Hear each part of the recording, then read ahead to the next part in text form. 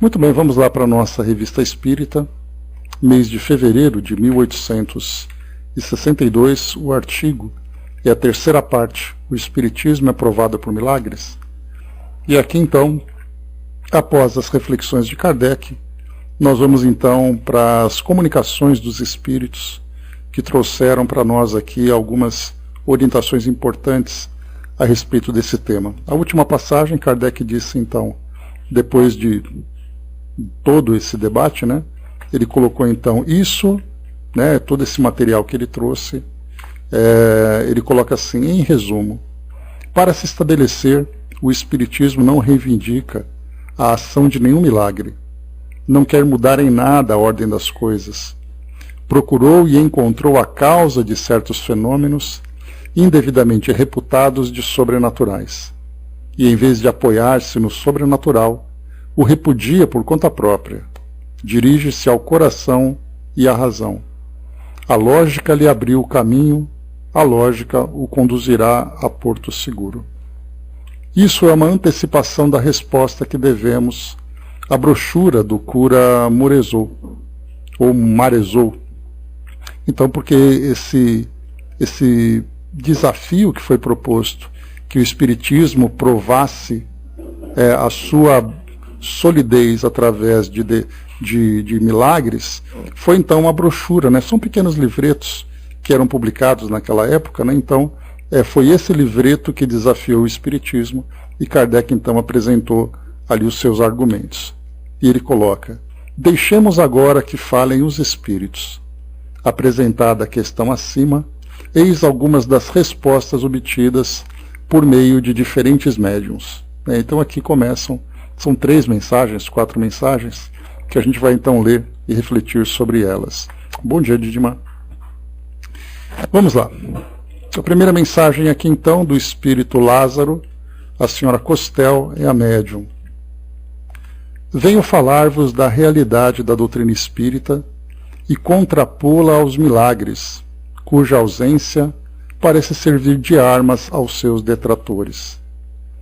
Necessários nos primeiros tempos da humanidade, com vistas a chocar os espíritos que importava submeter, quase todos os milagres são hoje explicados pelas descobertas das ciências físicas e de outras ciências, tornando-se inúteis agora e até perigosos, pois suas manifestações só despertarão a incredulidade ou a zombaria.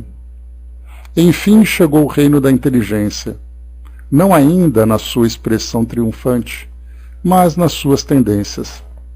Que quereis? Ver novamente as varinhas transformadas em serpentes, os enfermos se erguerem e pães se multiplicarem? Não, não vereis isso, mas vereis os incrédulos se enternecerem e dobrarem os joelhos enrijecidos diante do altar. Esse milagre vale bem o da água a brotar do rochedo. Vereis o homem desolado, vergando ao peso da desgraça, deixar de lado a pistola carregada e exclamar: meu Deus, sede bendito, porque a vossa vontade eleva minhas provas ao nível do amor que vos devo. Enfim, por toda parte, vós que bateis os fatos com os textos e o espírito com a letra, vereis a luminosa verdade estabelecer-se sobre as ruínas dos vossos mistérios apodrecidos. Então Lázaro trouxe essa reflexão, e bem significativa, porque ele vai falando para nós aqui a respeito da própria evolução das crenças. Crenças que no passado dependiam de grandes fenômenos para causar essas impressões, e agora simplesmente você alimentar a sua fé através dos sentimentos e através da razão. Para muitos isso é muito pouco, porque ainda tem a necessidade de grandes espetáculos, né, para poder mostrar que realmente aquela fé é verdadeira. E mesmo assim se impressionam com os espetáculos, porém não vivenciam, exatamente por desconhecerem aquilo que é o mais importante, que é a sua essência transformadora da base filosófica. E aqui então ele vai falando para nós sobre essa história do passado, por exemplo, daquilo que era relatado no Novo Testamento, no Antigo Testamento. Nós vemos inclusive que ainda hoje, no século XXI, nós vamos encontrar religiões que procuram sempre reforçar esses grandes fenômenos que foram registrados nesses livros para mostrar para as pessoas a importância da religião. E aí nós temos então, porque Jesus levantou ali aqueles que eram os doentes, ressuscitou mortos, porque Jesus se elevou ao céu, porque Jesus multiplicou pães, andou sobre as águas, e todo mundo se impressiona por causa disso. Mas exatamente qual é a proposta da religião?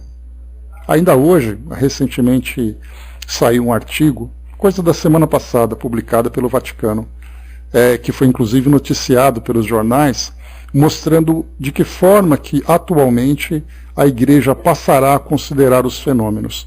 Eu vou ver se eu acho esse artigo e coloco para vocês, porque eu confesso que eu dei uma lida rápida e ouvi a reportagem que foi feita, mas não me deu aquele insight na hora de guardar essa mensagem para que a gente refletisse sobre isso, né? Então, como a gente vai percebendo que hoje, inclusive, esses fenômenos continuam acontecendo, eles fazem parte, né, do rol, por exemplo, das igrejas tradicionais, igrejas evangélicas, igreja católica e tudo mais, igrejas católicas, né, apostólica romana, ortodoxa e dentre outras, e eles ainda se baseiam nesses fenômenos. E a doutrina espírita traz para nós esse aspecto racional. Ela traz esse aspecto racional, mas não quer dizer que os espíritas aceitam isso. Tanto é assim que, para muitos, o espiritismo é essencialmente os fenômenos mediúnicos. Essencialmente uma manifestação de um espírito. Não é o suficiente você abrir um livro, você ler aquilo, aprender com aquele ensinamento, vivenciá-lo. Nós precisamos ver as coisas acontecerem, né, dessa forma sobrenatural. Porque muitos de nós ainda consideramos os fenômenos mediúnicos como algo sobrenatural.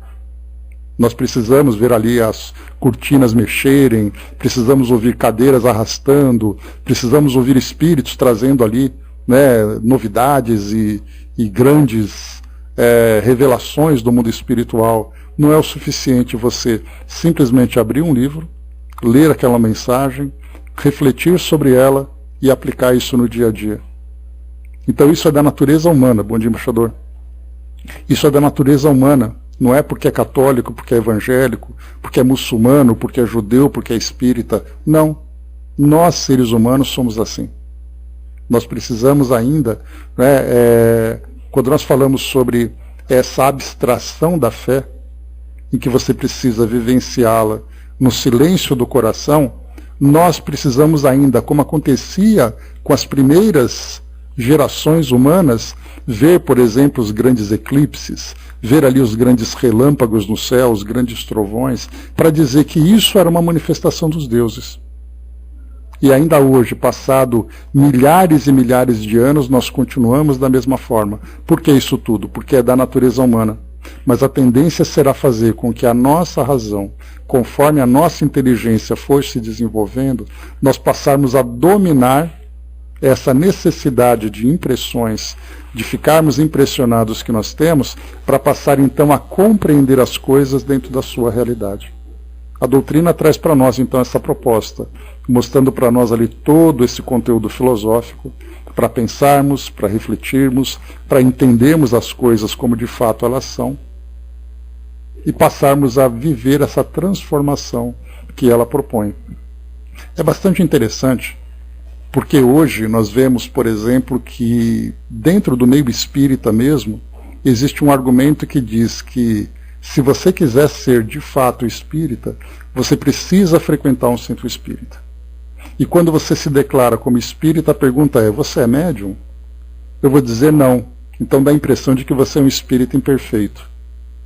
Porque o espírita perfeito tem que estar em contato com os fenômenos. E aí a gente vai lembrar daquilo que temos. É natural isso, né, Jerusa? Porque desde o início dos tempos, como eu comentei com vocês, nós precisamos, primeiro, ter a impressão dos fenômenos. E segundo, nós temos que ver as coisas para ter certeza que elas existem.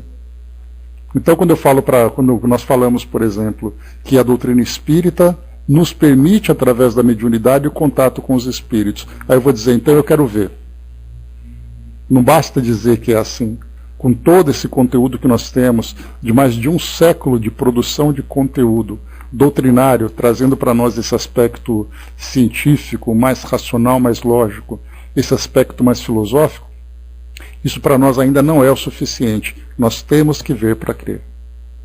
Né? Então, tudo isso vai mostrando para nós essa evolução da razão, evolução da nossa capacidade racional.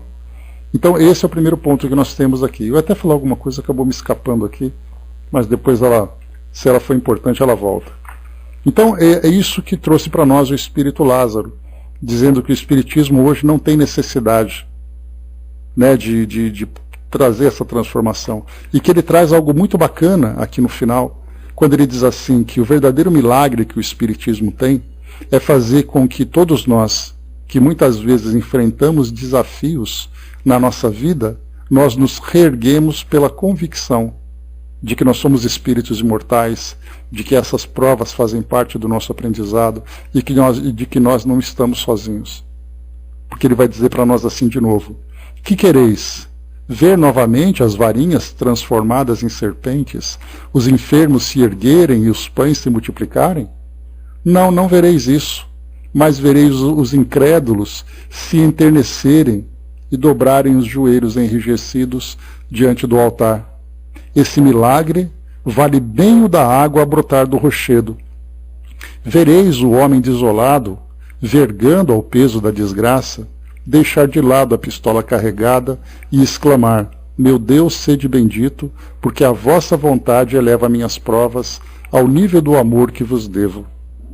Enfim, por toda parte, vós que bateis os fatos com os textos e o espírito com a letra, vereis a luminosa verdade estabelecer-se sobre as ruínas dos vossos mistérios apodrecidos. E esses mistérios apodrecidos são todas essas crenças antigas que nós trazemos das nossas gerações anteriores, que na verdade éramos nós mesmos do passado, vivendo ainda essas mesmas crenças no presente. Então Lázaro trouxe para nós essa primeira reflexão a respeito desse ponto. Reflexão, inclusive, bastante clara e bastante significativa para o nosso modo de pensar. Próxima mensagem, ela é trazida aqui pelo espírito Lamennais, né? Lembrando que Lamennais, ele era um sacerdote, ele era um teólogo, era um pensador também da sua época, e Kardec sempre traz para nós mensagens dele, né? Ele inclusive tem ali publicações no Evangelho segundo o Espiritismo, por exemplo, né? Então ele diz assim: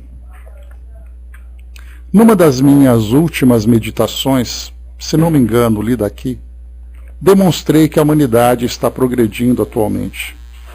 Até o Cristo, ela tinha um corpo. Era, por certo, esplêndida. Tinha tido esforços heróicos e virtudes sublimes. Mas onde estava a sua ternura, a sua mansuetude? Haveria a respeito muitos exemplos na antiguidade. Abri um poema antigo. Onde a mansidão? Onde a ternura? Encontrareis a sua expansão no poema, já quase inteiramente cristão, Nadido de Virgílio, espécie de heroína melancólica, que Tasso ou Ariosto teriam tornado interessante nos seus cantos cheios de alegria cristã. Cristo veio, pois, falar ao coração da humanidade. Interessante, então, que nesse primeiro trecho, ele vai lembrando, né, que a literatura antiga, né, a literatura grega e a literatura depois europeia, de um modo geral, trazia para nós, através dos seus poemas, temas que se relacionavam com a vida comum das pessoas.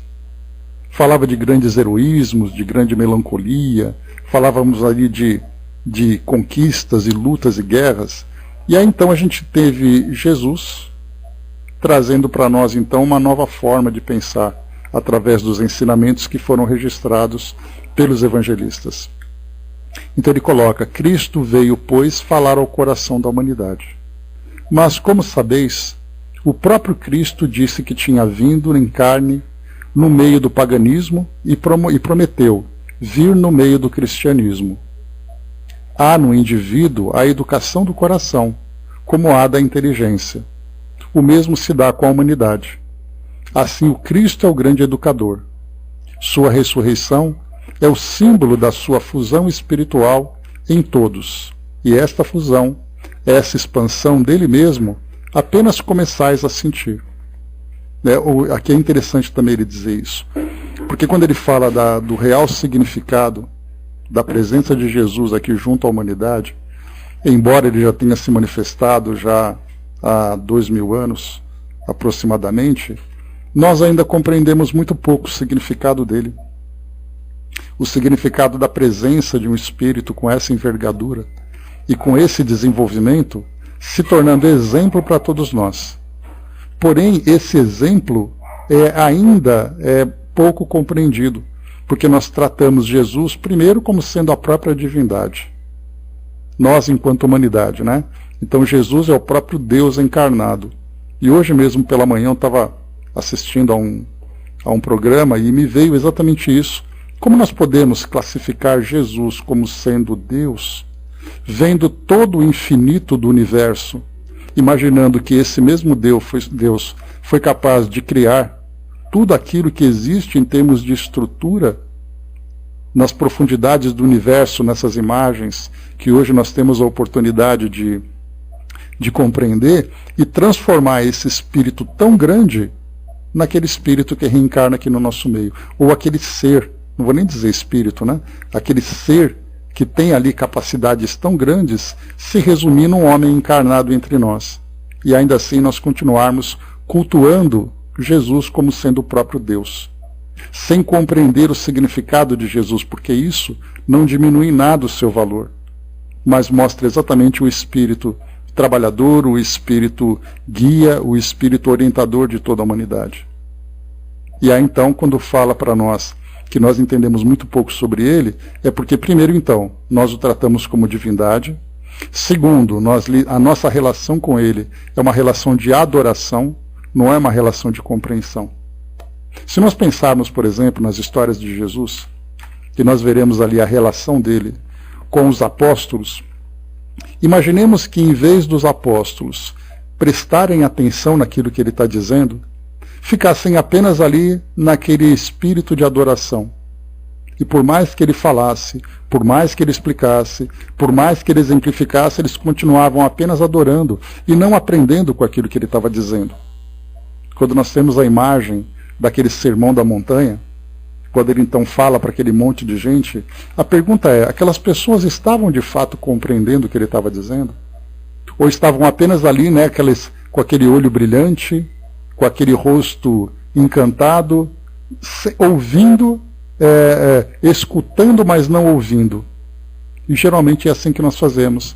Vemos os textos que ele trouxe para nós se repetindo incessantemente, né, insistentemente nos altares, nas igrejas, nos templos de modo geral, e as pessoas repetem e não modificam.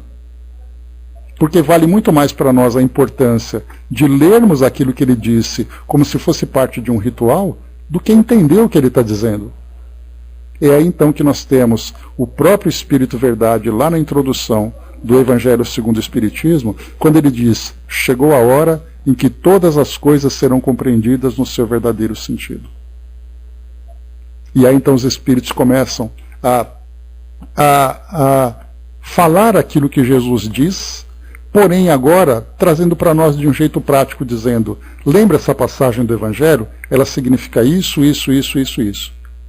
E aí cabe a nós então estudarmos, refletirmos e aplicarmos isso na nossa vida. Portanto, a nossa relação com Jesus não é ainda a relação que se espera. Porque nós ainda estamos como crianças imaturas, vivendo no clima de adoração, e não no clima de compreensão. Por isso mostra quanto ainda falta para a humanidade amadurecer.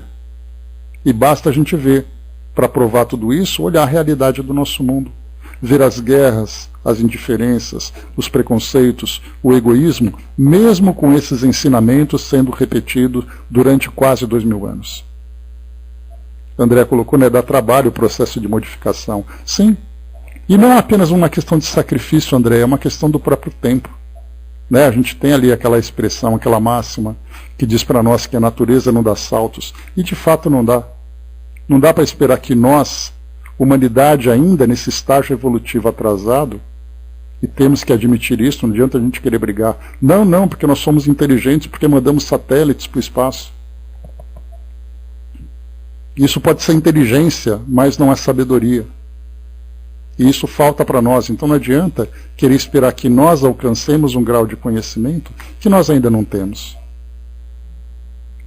Não dá para esperar que uma criança, ainda no processo de formação acadêmica, naquela jornada inicial, seja capaz de argumentar temas de grande teor filosófico, de compreender o sentido da vida, sendo que ela ainda está dando os primeiros passos. Mas não significa que nós devemos ficar estagnados nessa condição. Nós temos que trabalhar para continuar evoluindo, mesmo que nós evoluamos no nosso tempo. Mesmo que tenhamos ali as nossas dificuldades. Mas o trabalho é incessante. E é isso que vai proporcionar para nós o crescimento espiritual que todos desejamos. Porque nós esperamos crescer espiritualmente sem trabalhar para esse crescimento. É esse comodismo natural que todos nós temos, né? Didima colocou, né? E o amor, né? Esse maior impulsionador da nossa evolução. E o amor ainda também, ele é compreendido no seu sentido ainda muito simplificado. Porque esse amor para nós, ele ainda é tendencioso, ele é seletivo. Não temos ainda a capacidade de compreender o verdadeiro sentido. E Jesus, que foi a expressão máxima desse amor, também não, porque nós continuamos ainda adorando como se ele fosse uma divindade. Ele aparece, todo mundo cai de joelho, ninguém ainda tem a capacidade de olhar nos olhos e entender o que ele está querendo dizer. Porque ele fala, e nós continuamos ainda vivendo o deslumbramento da adoração. Jesus colocou, né, precisamos entender, né, aprender, falo por mim, a aprofundar. Geralmente ficamos no raso, né? Pois é aquilo que dentro da vida acadêmica, a gente diz assim, que você precisa aprender a aprender. Né? E aprender a aprender significa você ter um método de estudo, você ter ali uma base. Porque o que a gente vê na sala de aula é absorvendo informações, mas de fato você está compreendendo o que aquilo significa? Você sabe aplicar isso na sua vida? Então para nós é assim. Então nós temos que aprender primeiro a aprender. E o fato de nós nos reunirmos num grupo de estudos para debatermos e conversarmos sobre tudo isso, nós já estamos num bom caminho.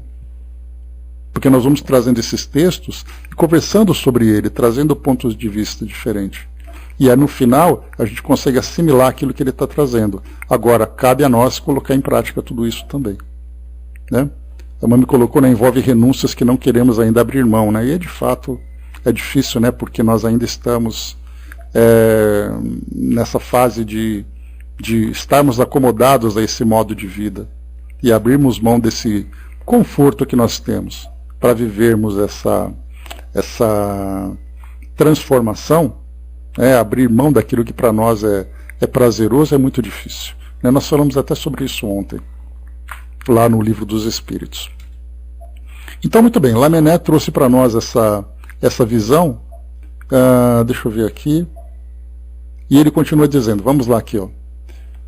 Sua ressurreição é o símbolo de sua fusão espiritual em todos. E essa fusão, essa expansão dele mesmo, apenas começais a sentir. Então é agora que, como eu comentei com vocês, né? Nós estamos agora começando a compreender que Jesus não é aquele Deus para ser adorado, mas é aquele guia para ser seguido. E o guia para ser seguido significa que nós temos que mudar a nossa conduta aprendendo com aquilo que ele nos mostra. E só agora nós começamos a fazer isso. E por isso eu mencionei a introdução do Evangelho segundo o Espiritismo. Chegou a hora em que todas as coisas serão colocadas no seu verdadeiro sentido. E ele segue.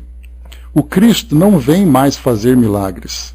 Vem falar ao coração diretamente, em vez de falar aos sentidos. Passava adiante dos que pediam um milagre no céu, e alguns passos à frente improvisava o seu magnífico sermão da montanha. Aos que ainda pedem milagres, o Cristo responde por todos os espíritos sábios e esclarecidos. Credes mais nos vossos olhos, nos vossos ouvidos, nas vossas mãos, que no vosso coração? Minhas chagas atualmente estão fechadas. O cordeiro foi sacrificado, a carne arruinada. O materialismo viu. Agora é a vez do espírito. Deixo os falsos profetas, não me apresento ante os poderosos da terra, como Simão o mágico, mas vou aos que realmente têm sede, fome e sofrem no coração, e não aos que são espiritualistas apenas como verdadeiros e puros materialistas. E aí Lamennais, então, encerra essa reflexão. Então a gente viu que Lázaro trouxe para nós o primeiro pensamento, dizendo que a fase dos milagres espetaculosos acabou. Agora é hora da reflexão, é hora agora da razão. E também, claro, de absorver no coração. E Lamennais traz essa outra visão, falando que o Cristo começa agora a ser sentido, a ser compreendido. Mas nós ainda temos uma longa viagem pela frente. E quando se fala sobre compreender Jesus, me lembra exatamente a reunião dele com os apóstolos, em que todos eles olhavam Jesus como irmão e ouviam aquilo que ele estava dizendo. Diferentemente daquele momento em que você para e fica como se fosse diante de um grande ídolo. A gente vê muitas vezes, né, pessoas que encontram com grandes ídolos, com atores, com atletas, pessoas importantes, e naquele momento, do lado dessa pessoa, a vida dele praticamente para, porque ele fica ali simplesmente deslumbrado. E ele não é capaz de compreender o que o outro está dizendo. É o que Lamennais trouxe para nós. Ele se apresenta para quem sente saudade dele, né? Pois é. E agora vem de uma outra forma. E o próximo para nós aqui, a próxima mensagem, é de Baluzi, o médium senhor Lamarri. Vamos lá, que é o Limarri. Vamos aqui então. Perguntam-nos quais os milagres que fazemos. Parece-me que, de alguns anos a esta parte, as provas são bem evidentes. O progresso do espírito humano mudou a face do mundo civilizado. Tudo progrediu. E os que quiseram ficar na retaguarda desse movimento são como os párias das sociedades novas. Tal como hoje se acha preparada para os acontecimentos, que falta à sociedade senão tudo quanto choca a razão e a esclarece. É possível que, em certas épocas, tenha Deus querido comunicar-se por inteligências superiores, como Moisés e outros. Desses grandes homens datam as grandes épocas, mas o espírito dos povos progrediu depois. As grandes figuras dos predestinados, enviados por Deus, lembravam uma lenda miraculosa. Depois um fato, muitas vezes simples em si mesmo, torna-se maravilhoso ante a multidão impressionável e preparada para emoções que só a natureza sabe oferecer aos seus filhos ignorantes. Mas hoje, necessitais de milagres? Tudo se transformou à vossa volta. A ciência, a filosofia, a indústria desenvolveram tudo quanto vos cerca. E pensais que nós, os espíritos, não tenhamos participado de nenhum modo dessas modificações profundas? Estudando, comentando, aprendeis e meditais melhor. Os milagres não são mais do vosso tempo, e deveis elevar-vos acima dos preconceitos que vos ficaram na memória, como tradições. Nós vos daremos a verdade e sempre o vosso concurso. E sempre o nosso concurso. Nós vos esclarecemos, a fim de vos tornardes melhores e fortes. Crede e amai, e o milagre procurado haverá de produzir-se em vós. Conhecendo e compreendendo melhor o objetivo desta vida, sereis transformados sem fenomenologia física. Procurais apalpar, tocar a verdade, e ela vos cerca e vos penetra. Sede, pois, confiantes em vossas próprias forças, e Deus, e o Deus de bondade, que vos dava o Espírito, tornará tremenda a vossa força. Por ele afastarei as nuvens que obscurecem a vossa inteligência, e compreendereis que o Espírito é toda imortalidade, todo poder. Postos em relação a essa lei de Deus, chamada progresso, não mais procurareis, no prestígio dos grandes nomes, que são como mitos da antiguidade, uma resposta e um escolho contra o Espiritismo, que é a revelação verdadeira, a fé a ciência nova que consola e fortifica. Olha que bela mensagem, né? Que baluze, né, num espírito que é novo para nós, mas que belíssima mensagem que ele traz. Trazendo agora, né, esperando que a vida por si só, né, ele coloca, tudo se transformou à vossa volta. A ciência, a filosofia, a indústria desenvolveram tudo quanto vos cerca. E quer dizer, e pensais que nós, os espíritos, não tenhamos participado de nenhum modo dessas modificações profundas? Então é necessário que estudar, comentar, aprender e meditar melhor. E aí a gente vai perceber que o verdadeiro milagre mostra na própria evolução da humanidade. Mas nós ainda temos dificuldade de ver isso como sendo milagre. Nós queremos ainda ver aquilo que é espetacular, né? Aquilo que é espetaculoso, né? Usando essa expressão. A próxima mensagem, Santo Agostinho, através do Sr. Verrey. Então ele diz assim para nós. E é interessante a gente perceber, né, que nesse tema, se o Espiritismo é aprovado por milagres, a gente vê o nível da resposta que os Espíritos dão. Né? Só aquele altíssimo nível, chamando realmente a nossa atenção para nossa capacidade de reflexão, de razão mesmo. Né? Então, assim, respostas não é simplesmente participando do bate-boca, mas falando para nós claramente sobre todo o milagre que é a própria vida e o crescimento que nós estamos vivendo. A Angelina trouxe para nós ali, né, no prefácio do Evangelho, né? Homens, irmãos amados, estamos juntos de vós. Amai-vos uns aos outros. E nós, fazendo a vontade do Pai que está no céu, dizei, do fundo do vosso coração, Senhor, Senhor, e assim podereis entrar no reino dos céus. Então esse trecho belíssimo, essa mensagem. Para quem não conhece, né, dá uma lidinha lá.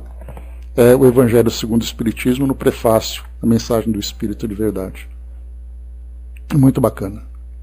Então vamos lá agora com Santo Agostinho.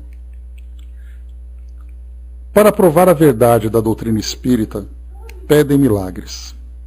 E quem reclama essa prova da verdade? Aquele que deveria ser o primeiro a crer e a ensinar.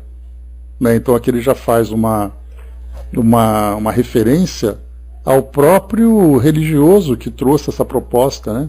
Se o Espiritismo é o que o Espiritismo diz ser, então me mostre o milagre que ele faz. E quem disse isso é exatamente aquele que é um líder dentro daquela religião, que deveria crer e ensinar, e não ficar desafiando, se apegando ainda aos milagres.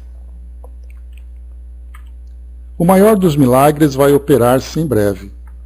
Padres do catolicismo, escutai.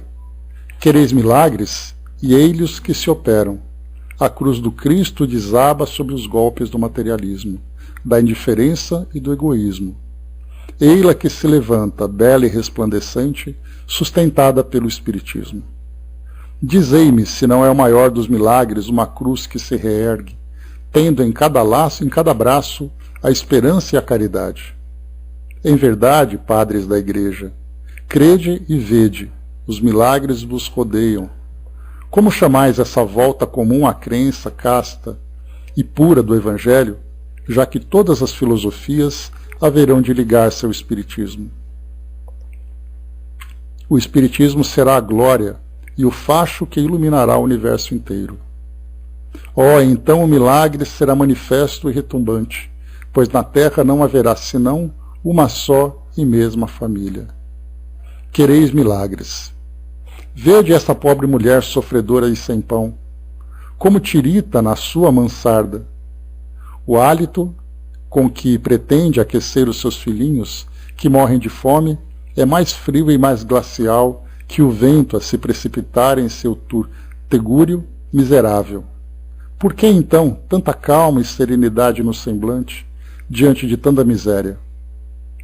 É que ela viu brilhar uma estrela ardente acima de sua cabeça. A luz celeste espalha-se no seu refúgio. Não chora mais, espera.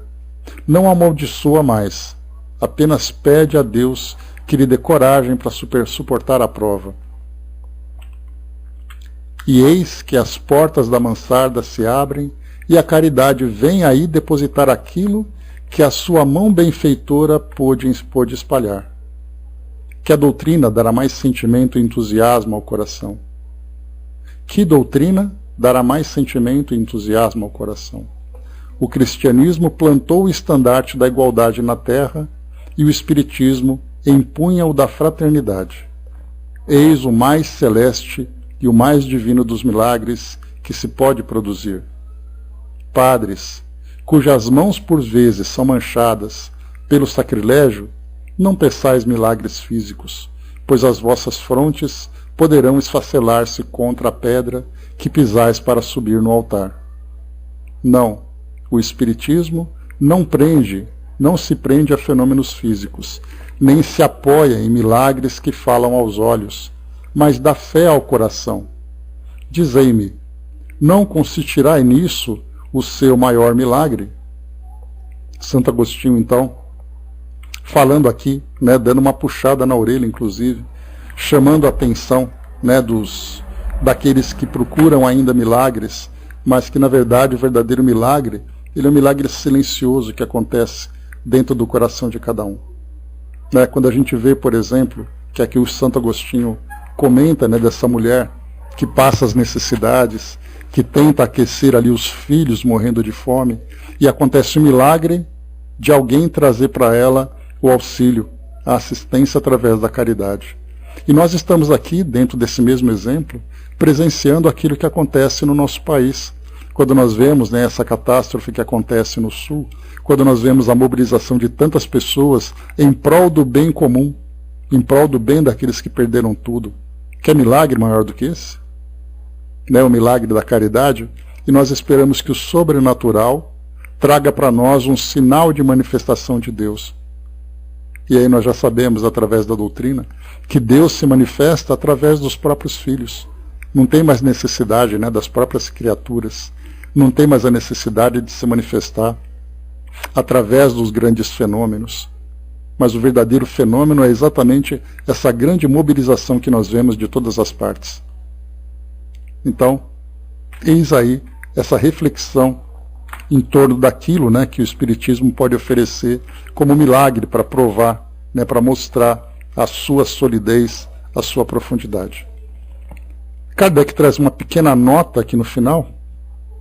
Evidentemente, isso não se aplica senão aos padres que conspurcaram o santuário, como Verger e outros, Kardec traz uma pequena nota, porque aqui, como Santo Agostinho desafia os padres católicos a verem dessa forma, quando ele coloca aqui também, comentário inclusive aqui bastante duro, quando ele diz que, deixa eu ver aqui,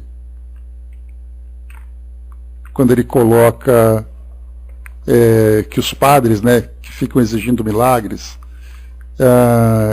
padres cujas mãos por vezes são manchadas pelo sacrilégio, não peçais milagres físicos, pois as vossas frontes poderão esfacelar-se contra a pedra que pisais para subir no altar.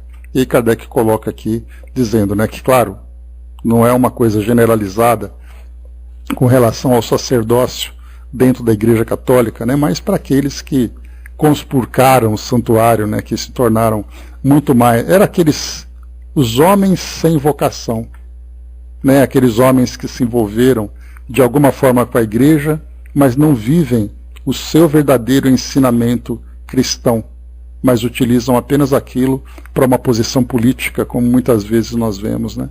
Então, eis aqui o debate em torno dessa questão, se o Espiritismo pode ser provado pelo milagre. Muito bem, meus amigos. Seguindo aqui, então, o próximo item, nós temos aqui uma fábula espírita, que vem aqui através de pequenos versos, que é assinado pelo Conde d'Ombré de Marmande. Então ele diz assim: O vento, fábula espírita. Quanto maior a repercussão da crítica, tanto maior bem poderá fazer ao chamar a atenção dos indiferentes. Aqui é uma citação de Kardec, que ele coloca aqui na introdução. Então, o vento diz assim: Queria o vendaval reinar sobre a planície, em seu impulso impetuoso, e atormentava toda a superfície, até um secular olmo enorme e nodoso. Dos fecundos ramais, dizia ele, a semente, pedi a terra encher, germinar e crescer. Previmos uma luta e aguardamos para ver que impedimento houvesse ao meu poder ingente. E aos verdes penachos pequenos, os seus golpes desfolhavam. Em rápidos vulcões vão-se nos ares plenos os grãos que, entretanto, escapavam. Ao sopro que se esforça em seus voos levar, e ao solo, porém, vão parar. Contra as leis do amor e da sabedoria, diante do espiritismo, a árvore da verdade, o vento da incredulidade, sopra e ulula em vão dia a dia. Faz nascer e crescer o que julga oprimir, e o ajuda a semear, nunca ao bom germe delir.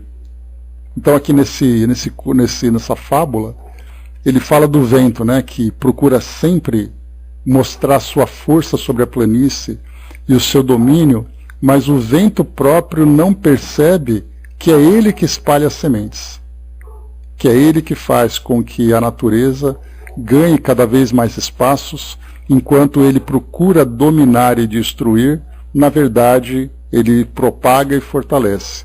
Então o que Kardec que faz essa fábula faz essa comparação, é exatamente faz referência àquilo que Kardec trouxe. Quanto maior a repercussão da crítica, tanto maior bem poderá fazer ao chamar a atenção dos indiferentes. Então, por isso, ele vai mostrando para nós que o vento procura sempre, né, naquele domínio, naquela agitação toda, ele diz assim, né, dos fecundos ramais, a semente podia a terra encher, germinar e crescer. Previmos uma luta e aguardamos para ver. Né? Então ele vai falando exatamente sobre as diversas dificuldades que o Espiritismo enfrentou naquela época, e tanto Kardec como também aqueles que eram os adeptos da doutrina naquele período, ficavam bastante preocupados, né, com as repercussões que essas críticas, que esses apontamentos acabavam provocando. E os espíritos diziam, inclusive a gente viu isso naquela passagem do Alto de Barcelona, lembrando, né, que o Alto ele era um evento religioso de julgamento. Então muitos autos aconteceram, inclusive, né, sendo aplicados pela própria Inquisição, em que muitas pessoas, inclusive, foram queimadas, foram punidas publicamente através daquele grande auto. E o Alto de Barcelona, como nós conhecemos, era exatamente ali a apreensão daqueles livros espíritas que Kardec tinha enviado para Barcelona, e funcionários públicos do Correio, que eram católicos fervorosos, denunciaram para o bispo de Barcelona que esses livros estavam entrando naquela região. E aí então rapidamente os livros foram apreendidos, foram levados para a igreja, esses livros foram então submetidos àquele auto e foram queimados em praça pública com toda a pompa e circunstância, né, com organizadores, com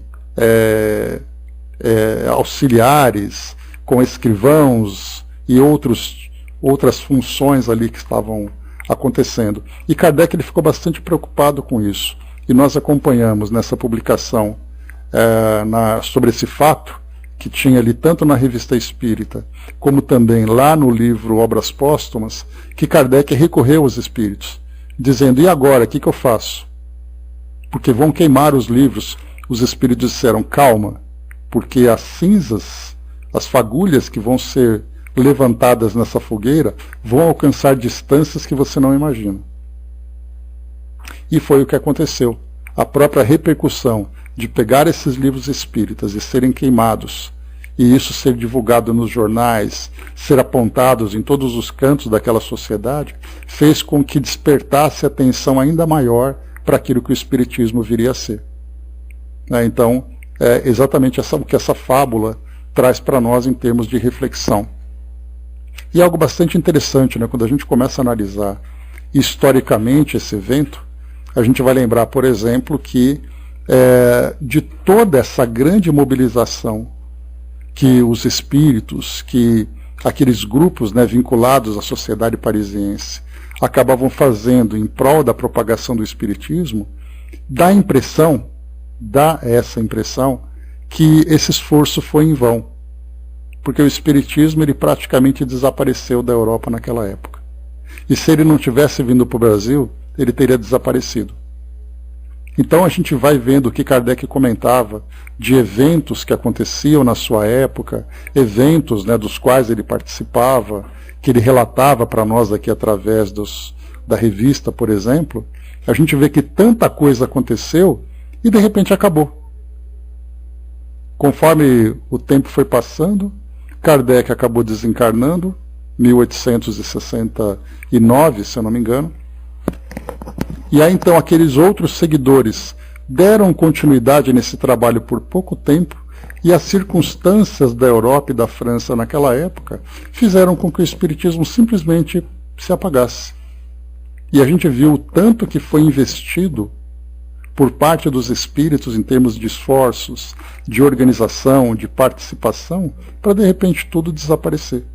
Mas aqui na verdade a gente vai perceber que todos esses esforços que foram investidos estavam, na verdade, preparando a humanidade, não para aquela época apenas, mas também para propagar no futuro, porque muitos daqueles que reencarnaram na Europa, naquele período, para absorver aquilo que o Espiritismo oferecia, para trabalhar em prol do seu desenvolvimento, desencarnaram e depois reencarnaram em outro lugar, aqui no Brasil, para dar continuidade nesse ensinamento.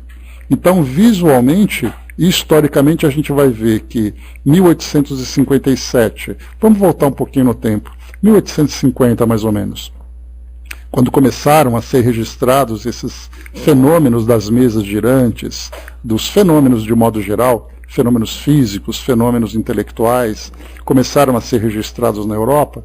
Então a gente teve de 1850 até 1870 aproximadamente. Foram ali por volta de 20 anos. Então, historicamente, a gente vê o nascimento e a morte do Espiritismo na Europa. Morte entre aspas. Porque nos livros, o que vai se registrar são fatos. E os fatos são o momento em que surge e o momento em que se apaga, o momento em que desaparece. Ele acaba sendo transferido para o Brasil e depois ele tem a sua continuidade. Mas quando nós olhamos nos bastidores, vemos ali quantos e quantos são aqueles colaboradores que se preparavam durante aquele período inicial para conhecer a doutrina, para conhecer os seus métodos, para poder trabalhar na divulgação e nas publicações, para depois darem continuidade agora num outro ambiente. Então não tenhamos dúvida que muitos foram aqueles que reencarnaram na França naquela época e que depois reencarnaram no Brasil para dar continuidade. Vai saber se nós não éramos daqueles que a princípio criticavam a doutrina e hoje estamos aqui abraçando e trabalhando em prol da sua divulgação. Então, assim, visualmente teve uma fase com tanto esforço, né, com autos, com a presença da Inquisição, com críticas, com grupos e mais grupos se formando, trabalhando ali com os espíritos, milhares de psicografias sendo lançadas e de repente o espiritismo acaba. Ele simplesmente desaparece da França, ou praticamente desaparece. E aí ele vem renascer no Brasil. Então dá a impressão de que aquele grupo nasceu, cresceu e morreu, e aqui no Brasil cresceu, nasceu, cresceu, continua crescendo e se desenvolvendo, como se fosse um outro evento completamente diferente daquele. E aí então a gente vai ver que nos bastidores todos os fios estão conectados. Daquela geração que deu início a esse trabalho, da quantidade de espíritos que trabalhavam em prol da doutrina espírita, para depois chegar nos nossos tempos atuais, esses mesmos espíritos continuarem fazendo esse trabalho. Só que agora num outro ambiente, trazendo agora um outro foco, que aquele foco inicial era mais científico e filosófico, e aqui no Brasil ele trabalha muito mais com a questão moral, com a questão espiritual. trazendo aquele aspecto mais religioso de uma forma muito mais profunda, até pelas próprias características do Brasil, que é um país assim que tem uma religiosidade muito forte. Então é natural que essa filosofia também tenda para esse aspecto mais religioso. Mas ainda assim o trabalho continua, aquele trabalho de moralização, de transformação, e principalmente esse é o grande esforço que a doutrina espírita tem hoje, que é trabalhar o lado mais intelectual. E a gente já debateu sobre isso, né? Que as grandes dificuldades que os espíritos encontram, por exemplo, aqui no nosso país, é uma deficiência educacional. Porque dá a impressão de que isso não tem relação. E na verdade tem. Pelo fato de nós termos essa limitação no desenvolvimento educacional do nosso país, nós vamos ter ali uma sociedade que tem uma formação intelectual deficiente. E, portanto, você precisa diminuir, né, vamos dizer assim, o grau de complexidade dos ensinamentos que a doutrina espírita traz para poder facilitar o entendimento. É daí que nós vamos ver aquela passagem clássica que nós estudamos no livro de Dona Ivone, se eu não me engano, Recordações da Mediunidade, em que o Dr. Bezerra dizendo que os espíritos precisaram mudar a estratégia de divulgação da doutrina espírita, romanceando seus ensinamentos. Romanceando. E através dessa romantização, significa contar histórias, e através dessas histórias, você inserir essas sementes dos princípios doutrinários. Diferentemente do que acontecia na época na França pós-iluminismo, ou durante o iluminismo, pós-revolução, com filosofia, com filósofos, pensadores, um determinado grupo da sociedade mais intelectualizado, sendo capaz de debater com profundidade essas questões filosóficas. E aqui no Brasil nós estamos orientando, esclarecendo pessoas que ainda têm, né, na sua formação, na forma como se formou, essas deficiências educacionais. Daí então a necessidade da gente ter essas pequenas novelas contando histórias para prender a nossa atenção e no meio dessas novelas virem os ensinamentos que a doutrina espírita propõe. A Dídima colocou, na direção é sempre do alto, né? Somos e esperam, né, eles, né, que nos tornemos coadjuvantes responsáveis, né? Quer dizer, depende muito do nosso amadurecimento. É essa a nossa capacidade de nos prepararmos cada vez mais, que vai fazer com que nós sejamos, apresentemos condições de colaborar de fato. Então, assim, né, o trabalho aparece quando o trabalhador está pronto, né? Só que esse trabalhador ele vai apresentar vários graus de desenvolvimento, né? Ele pode fazer uma tarefa simples ou uma tarefa mais complexa. E nós encontramos ali, né, pessoas muito competentes trabalhando em prol da divulgação da doutrina, por exemplo, né? Administrando centros espíritas, trabalhando em federativas, né? Trabalhando na própria organização do movimento espírita. E eles então vão se mostrando capazes de trabalhar dentro desse ambiente. Então, ao analisarmos a história da evolução da doutrina, a gente vê, através dessa fábula que nós lemos agora, que o Espiritismo teve várias fases, né? Uma fase de divulgação, de enfrentamento, uma fase de formação de grupos, de formação de mentes e de corações, para depois ele começar a se propagar com muito mais espaço a ser conquistado. Até porque a gente lembra que a doutrina espírita hoje ela encontra um ambiente bastante diferente do que acontecia na França naquela época. A gente fala em termos de divulgação, a gente fala em termos de acesso, de tecnologia, tudo isso, né? E dentro também, claro, desse cenário diferenciado do que é o Brasil hoje, né? E do que era a França naquela época. Então a gente vai ver tudo isso acontecendo, né? Sendo testemunhas do presente e estudando a história para conhecer um pouco desse passado. E lembrando que muitos de nós estamos aqui em contato com a doutrina espírita pela primeira vez. Agora, será que nós estamos, né? De repente eu posso não ser espírita, não ter sido espírita no passado, mas ter assim aquela sementinha de reencarnação, de contatos com esses eventos sobrenaturais, né, que chamavam a nossa atenção. Então, de repente, nós estávamos ali, sendo preparados para hoje falar abertamente e declaradamente espíritas, né, tratarmos desses assuntos. Então é isso, meus amigos. Temos aqui, então, né, esses dois conteúdos bem interessantes, né, essa parte final que a gente viu desse artigo, o Espiritismo é provado por milagres, essas mensagens que nós lemos, nessas 3 mensagens, de Lázaro, Lamennais, e depois esse outro espírito que eu acabei esquecendo o nome aqui. Deixa eu pegar o nome dele, peraí. Vamos fazer justiça, né? O espírito Santo Agostinho, né? E o nosso outro irmão aqui, Baluzzi, que trouxe para nós, que são 4 belíssimas mensagens que nos ajudaram aqui a perceber o porquê do Espiritismo não tem necessidade de se provar por milagres, né? Mas o próprio milagre são as transformações que ele promove, né? Então vimos aqui, isso nos ajuda bastante também a fortalecer até mesmo aqui o nosso próprio entendimento do propósito da doutrina. E através dessa fábula, o vento vai mostrando, né, que enquanto o vento procura ali ganhar o seu espaço, ele faz um trabalho que nem ele compreende. Porque nós vemos isso, né, muitas vezes olhamos para essas grandes tempestades que acontecem, né, e a gente diz assim, poxa, essa chuva é muito forte, essa chuva vai destruir e tudo mais, e na verdade ela está promovendo transformações que nós ainda não compreendemos. Ainda vamos demorar um tanto ainda para poder aprender. Mas é isso, meus amigos. Fechando por aqui o nosso trabalho de hoje, o próximo artigo que nós vamos acompanhar é o artigo A Reencarnação na América. Então vai falar um pouquinho sobre de que forma que o Espiritismo é compreendido, no caso América, nos Estados Unidos, né? Então a ideia da reencarnação nos Estados Unidos, um país que tem ali raízes protestantes muito fortes.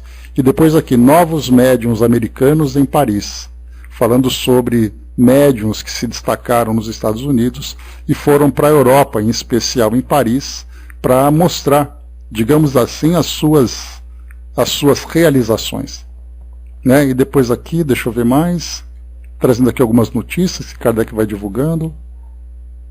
E a gente vai ficar aqui um estudo interessante. E aqui depois no final uma subscrição em favor dos operários lioneses. Um trecho pequeno também. Lyon também ali muito presente. E é isso. Então fechando por aqui, gente, o nosso trabalho de hoje. Deixa eu colocar aqui no ponto certinho. Andréa colocou, né, achei linda e profunda a mensagem de Baluzzi, né, de Santo Agostinho, como sempre objetiva, né, só não entende quem não quer, né? Pois é, mas aí é aquela história, né, a fé, muitas vezes ela acaba cegando